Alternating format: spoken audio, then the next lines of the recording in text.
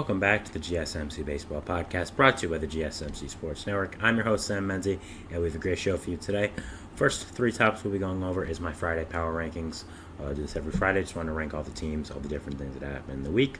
So we'll get into that. The fourth segment we'll be talking about is the Cubs and their trade deadline approach for the deadline this year, and then going over James Wood being called up by the Washington Nationals. So yeah, that's our show for today, and let's get into it. So of course, the first topic we are going to be talking about is going to be, of course, the Power Rankings. You can see on the screen numbers 1 to 10. Split these into 3, so I full down talking everything. This is only a baseball podcast, so. I do this every Friday, so we are going to get into it for this week, starting off from numbers 1 to 10, so let's get into it. At number 1 for this week, I have the team I believe I had last week here as well, the Baltimore Orioles. I have the Orioles here at number 1 for a few reasons. Obviously, they're an outstanding team. Really, it was them and the Yankees at 1 and 2 for a significant amount of time, and once the Orioles did end up sweeping the Yankees, I did move them up here, and they're going to continue to be up here. Now, I did debate if I was going to have them up here, as they did just get beaten in the series by the number 3 team on this list. I'm sure you can guess. I did a segment on it yesterday. But I still think the Orioles are just so fantastic that they deserve to be in the spot. Pitching rotation is really, really good. The lineup has an insane amount of talent with guys like Gunnar Henderson, Adley Rutschman, Colton Cowser, guys who are just absolute monsters with the bat. Rotation, of course, is an elite 1-2 duo with Corbin Burns and Grayson Rodriguez. So this team is still outstanding. The best team in baseball right now, in my opinion. I think you could argue that it is top 3 about any order, but at least this is the team I currently have at number 1. They'll stay here, and just a fantastic team. They did go through a little bit of adversity for the first time this year, but still are outstanding, and I still think deserve this number 1 spot. Number 2 here, I have the Philadelphia Phillies, the first NL team on this list. Now the Phillies, I did move up a little bit. You'll see why when you see where a different team is. I'm not going to give it away, but I'm sure you can figure it out. Usually, for this entire list, I would have the Orioles and, I'll just say it, the Yankees at 1 and 2. I did end up moving the Yankees down for what I'll get into when I talk about them. But, this Phillies team is absolutely fantastic. As I've said many times, some of the best pitching depth I've seen from a team in years. Zach Wheeler, Aaron Nola, Spencer Turnbull, Ranger Suarez, Christopher Sanchez. Just recently extended Sanchez. Spencer Turnbull is actually going to be out for 6 to 8 weeks, so that should be a blow for the Phillies. But again, the pitching that they have is incredible, and they just have Taijuan Walker, the guy they're paying $17 million a year to just fill in for him. So obviously Turnbull is better, but when you're paying Walker that contract, having him as a spot starter, I'd say is pretty nice. So this Phillies team is absolutely outstanding, not just with the pitching depth, but the offense as well. I mean, of course, you have stars like Bryce Harper, Trey Turner, Bryson Stott, Alec Boehm. You have Brandon Marsh, Kyle Schwarber, Nick Castellanos, really good players. Now, you are dealing with some injuries right now with JT Realmuto, Bryce Harper, Kyle Schwarber all being on the injured list.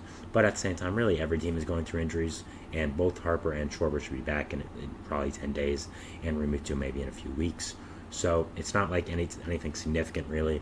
And I still love this Phillies team. And at this point, again, really in the season, most teams are going through some sort of injury thing. So it's not like, they're just the only team going through this. I'm sure every single team on this list is going through a significant injury. I mean, the Orioles just lost Kyle Bradish. So it's not like, again, they're not going through anything as well. So still a fantastic team. The second best team in the league right now, in my opinion. The best in the NL. And I do have them here at number 2. Number 3. I have moving up this list 1 or 2 spots, the Cleveland Guardians.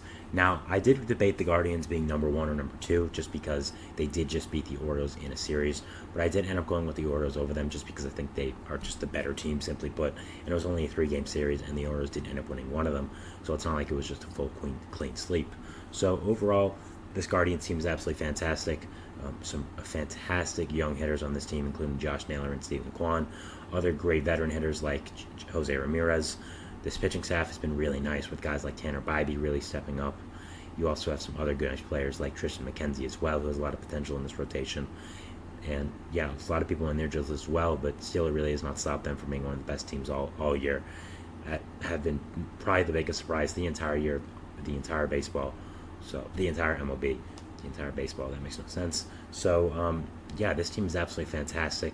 They are really great, and overall are just such a fantastic team that really nobody expected anything that happened with them this year. So overall, I do have them at number 3 on this list. I debated putting them higher, but they are higher than last week anyways, with the Yankees falling down a few spots, which we'll talk about when we get there. So Number 4, I do have the Los Angeles Dodgers. Now, I talked about it before with the Phillies. They're dealing with a lot of injuries. Dodgers are dealing with a lot themselves. I mean, Mookie Betts, Yoshinobu Yamamoto, of course. Clayton Kershaw also had a setback in his rehab, so let's see what happens there. But the amount of talent they still have on this team is pretty incredible. Guys like Will Smith, Freddie Freeman are still there. Absolutely fantastic guys. You've got Walker Buehler back for your rotation. You have Tyler Glasnow there. Gavin Stone's become a very solid starter for you guys. So this Dodgers team is still fantastic. How did I forget Ohtani? I mean, obviously Ohtani is probably the best player in baseball. So this Dodgers team is absolutely fantastic. Have all the stars to make it work. And yeah, that is what's happening here for the Dodgers here at number 4. And yeah, just a fantastic, fantastic team with talent to talk about for years and years. Number 5 here, this is where I ended up putting the New York Yankees. Now, the Yankees, of course, have been struggling really badly these past few weeks. If I got the numbers correctly, I believe they are 3-10 in their last 13, which is really rough. 2-8 in their last 10 right now as well. So, just lost a big series to the Orioles. Got swept by the Mets. Got embarrassed yesterday by the Blue Jays, and it's not going great right now if you're a Yankees fan. I don't think this is anything to alarm you fully and say this team is bad, but I think the Yankees' flaws are coming up a little bit more. I think the lineup depth is something to question. Really, the infield right now, first base, you have Ben Rice and J.D. Davis as a platoon, which is not great. Rizzo is not really any better right now with how he's performing. Gleyber Torres is not playing well this year. Tito Mayhew is not playing well this year.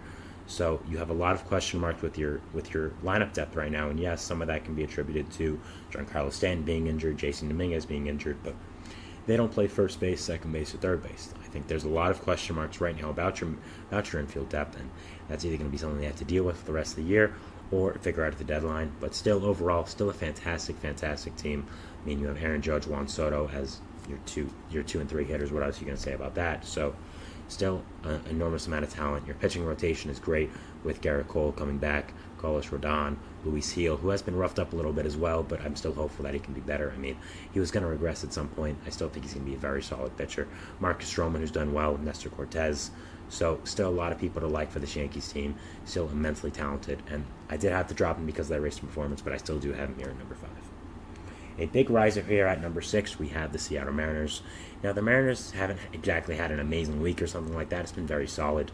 But I did want to move them up, and I think it was the right decision. I still love the amount of talent on this team, and I think over this year, and they've shown that they are legit and they are very good.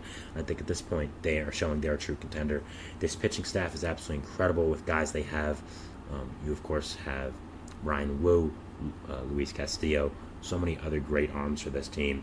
Bullpen's very solid as well. Your lineup's starting to hit a lot better as well with Julio in there. So yeah, overall, I think this Mariners team is absolutely fantastic.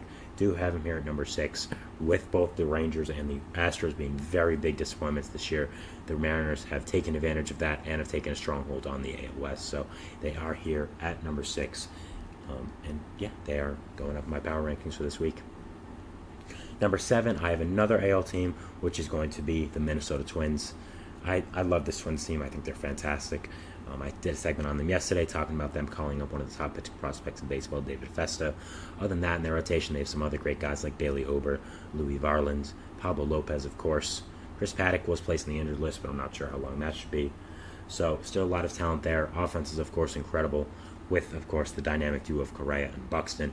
You also have some other great players as well, like, of course, Carlos Santana has been very solid, and some other guys I'm forgetting, I'm sure, as well.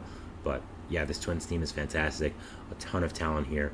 Once Correa and Buxton get fully healthy, I think they'll be much better. And even after starting the season off really, really rough with all those injuries, they've done much better. I forgot Royce Lewis as well to mention him as a big part of this team. Man, has his presence changed a lot in this lineup. So yeah, this Twins team here at number 7 have done absolutely fantastic. And yeah. Number 8, we have an NL team for the first time in a few picks, the Milwaukee Brewers.